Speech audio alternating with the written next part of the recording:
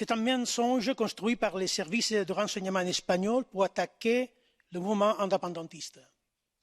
Il existe une longue et structurelle tradition de fabrication de fausses informations sur lesquelles ces parlements pourraient enquêter si vraiment il a intérêt à lutter contre les fake news.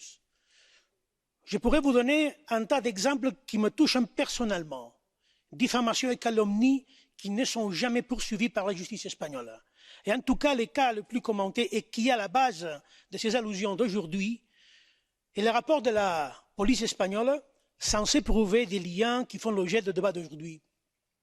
Il a été rejeté par le procureur espagnol en raison de son manque total de crédibilité. Savez-vous ce qui est collecté comme message compromettant?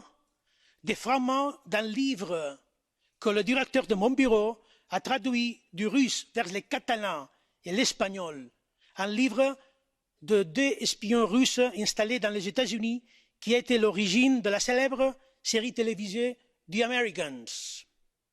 Confondre des travaux universitaires et éditoriaux avec des documents prouvant la relation entre les services secrets... Mr. Puigdemont, you're supposed to respond on the personal statement regarding the comments made, so please. Yes, it is.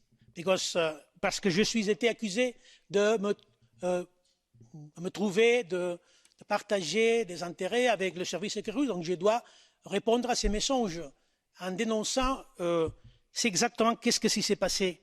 Je dis que la personne qui a été accusée d'être un espion russe et qui était censée être la liaison entre Poutine et le mouvement indépendantiste catalan, avec qui je partageais un café à Genève pendant 5 ou 10 minutes, était en réalité le chargé des relations commerciales entre la Catalogne et la Russie de la Chambre de commerce de Barcelone.